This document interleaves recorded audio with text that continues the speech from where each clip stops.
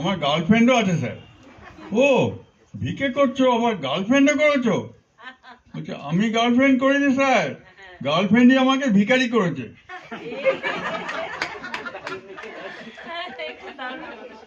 স্কুলের math teacher একটা প্রশ্ন রাখলেন ছেলেদের কাছে, বলতো এক কাঠা জমির দাম যদি 2000 টাকা হয় তাহলে আমার বয়স কত?